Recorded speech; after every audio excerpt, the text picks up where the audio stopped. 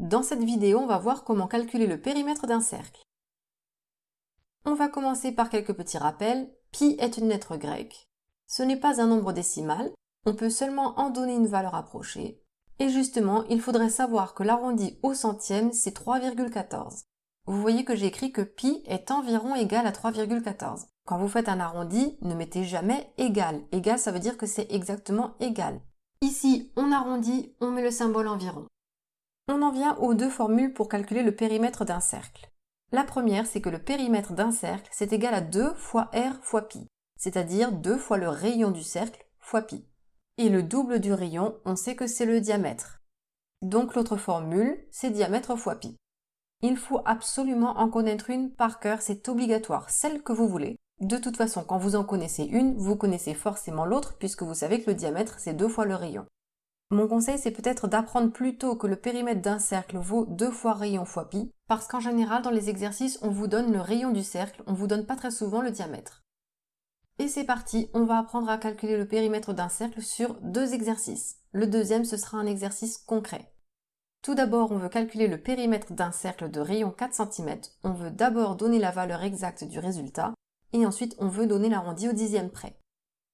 Il faut calculer le périmètre d'un cercle, donc je commence par écrire ma formule, laquelle, on me donne le rayon, je vais prendre la formule du rayon, 2 fois r fois pi.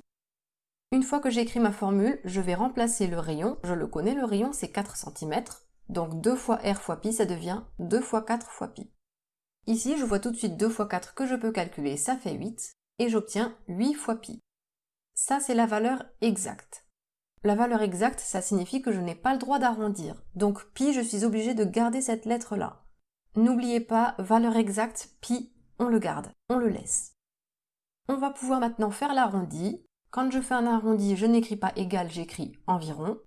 Pour donner l'arrondi, on va avoir besoin de la calculatrice. Sur la calculatrice, on va écrire le calcul.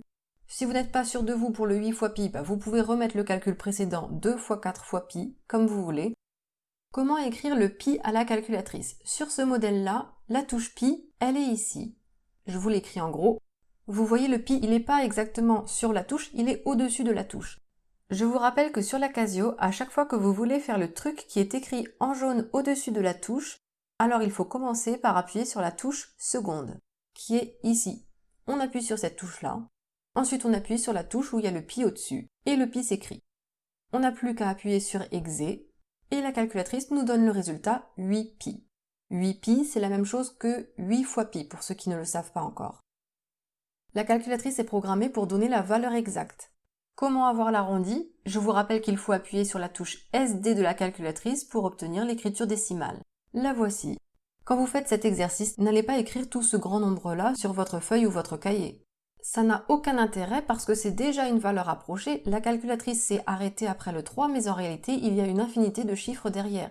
La calculatrice, elle affiche toujours 10 chiffres au maximum.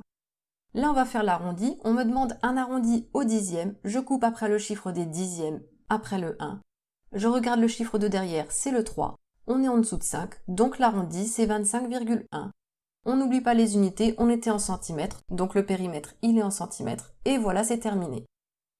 J'ai été un peu vite sur l'arrondi, si ça vous pose problème, j'ai déjà fait une vidéo pour apprendre à arrondir un nombre. Je vous mets le lien dans cette vidéo et aussi dans la description. On termine la vidéo avec un exercice concret. Magali veut préparer une tarte aux pommes de 26 cm de diamètre. Elle a déjà mis le rond de pâte pour le fond, il reste à mettre de la pâte sur les bords. Il va donc falloir une bande rectangulaire de pâte suffisamment longue. Et on veut calculer la longueur nécessaire pour cette bande arrondie au millimètre près. Vous n'avez peut-être pas compris ce que je raconte avec la pâte, je vous montre. Elle veut utiliser un cercle à tarte comme ça pour faire sa tarte. Elle a déjà mis le fond, on a la pâte au fond, mais pour avoir une tarte, il faut aussi de la pâte sur les bords. Vous voyez, quand on installe la pâte sur les bords, c'est en fait une grande bande rectangulaire. Et on veut avoir la longueur de cette fameuse grande bande rectangulaire. Vous voyez bien que la bande, elle fait le tour du cercle. Et le contour du cercle, c'est quoi? C'est le périmètre du cercle. On va donc devoir calculer le périmètre de mon cercle à tarte. Est-ce que c'est le rayon ou est-ce que c'est le diamètre que je connais? C'est le diamètre. Donc je vais utiliser la formule du diamètre, d fois pi. Je remplace, le diamètre c'est 26, donc ça me donne 26 fois pi. Et ça c'est la valeur exacte. Rappelez-vous la valeur exacte, pi, on le garde. Ici, l'énoncé nous demandait d'arrondir au millimètre près. Je vais donc faire un arrondi, je ne mets pas égal, je mets environ pour l'arrondi. J'utilise la calculatrice, elle m'écrit tout ça. On veut arrondir au millimètre près, qu'est-ce que ça veut dire millimètre? D'habitude, on nous dit unité, dixième, centième. Il va falloir réfléchir. L'unité, c'était les centimètres, donc le chiffre des unités, c'est le chiffre des centimètres. Le chiffre des unités dans le résultat, il est ici. Dans le tableau de conversion, où sont les millimètres? Un rang à droite des centimètres. Donc le chiffre des millimètres, il va être juste à droite du 1. Ça va être celui-ci. Je veux arrondir au millimètre, je vais donc couper derrière le chiffre des millimètres, derrière le 6. Je regarde le chiffre de derrière, c'est un 8, c'est supérieur à 5, donc au lieu de répondre 81,6, je vais répondre 81,7 cm. Et voilà, c'est terminé, la bande devra mesurer environ 81,7 cm de long. Avec tout ça, vous ne devriez avoir aucun problème à calculer le périmètre d'un cercle.